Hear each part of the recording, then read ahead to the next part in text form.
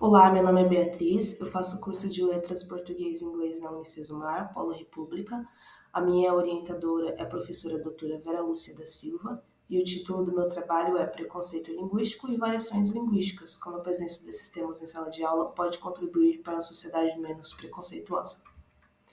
Eu gostaria de iniciar explicando alguns conceitos importantes para o tema. Preconceito linguístico é o julgamento dos modos de falar. Então, para uma pessoa preconceituosa, existem os modos de falar que são corretos e melhores, e existem aqueles que são inferiores, errados, feios. Esse julgamento acompanha o valor que o cidadão possui na sociedade. Então, geralmente, as vítimas de preconceito linguístico são pessoas de classes sociais e econômicas já discriminadas. Variações linguísticas são as diferenças de uso da língua, que podem acontecer na pronúncia, no emprego de palavras, etc. O preconceito linguístico vem justamente do desrespeito às variações linguísticas. A hipótese da minha pesquisa é que muitas pessoas têm concepções preconceituosas porque não estudaram esses dois temas essenciais na educação básica. E o objetivo é apurar se os temas estão presentes ou não na prática de sala de aula brasileira. Eu escolhi esse tema movida por uma inquietação, que era por que ainda acontecem tantas manifestações de preconceito linguístico. O meu objetivo era verificar onde nós estamos falhando no combate ao preconceito. Eu percebi que eu só entendi o que era preconceito linguístico quando eu tive aula sobre isso na faculdade de letras, porque na educação básica os meus professores de língua portuguesa nunca introduziram o tema.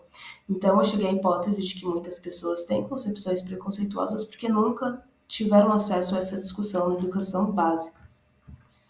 Eu verifiquei também que os documentos oficiais da educação, como PCNs e BNCC, já prevêem o estudo do tema.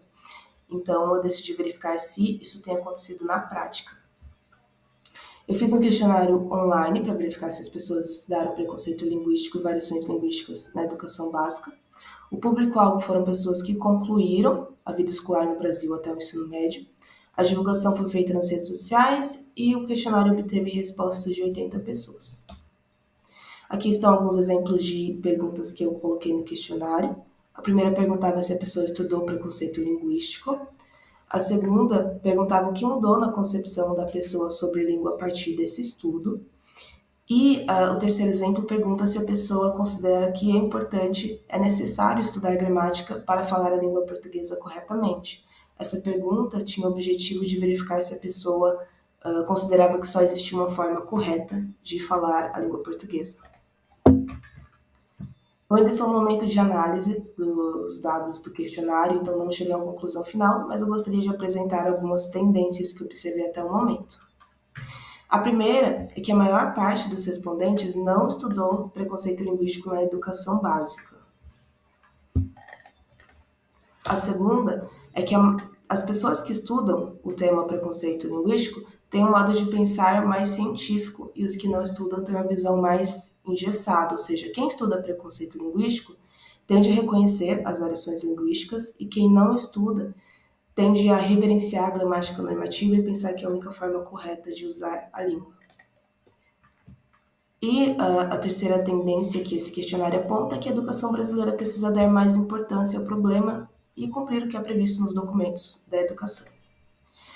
Esse gráfico mostra que 40% dos respondentes não estudou o preconceito linguístico, 31% não se recorda de ter estudado e apenas 28% respondeu que sim, estudou o preconceito linguístico na educação básica. Aqui são alguns exemplos de respostas da pergunta sobre como esse estudo altera as percepções das pessoas sobre linguagem. Uma pessoa respondeu que, graças ao estudo do preconceito linguístico, ela conseguiu compreender o que são variações linguísticas e a sua existência. Outra pessoa respondeu que esse estudo fez entender que a língua é um instrumento de poder e dominação. E o último exemplo mostra que o respondente compreendeu que não existe linguagem correta ou incorreta, mas sim adequada ou inadequada de acordo com um contexto de utilização.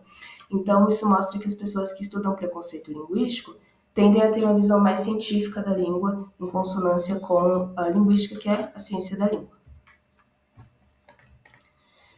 Ao fim da análise dos dados desse questionário, eu espero mostrar a importância do tema, preconceito linguístico, e provar que inserir essa discussão na educação básica é útil e necessário para criarmos uma sociedade menos preconceituosa. Aqui estão as referências bibliográficas. Muito obrigada!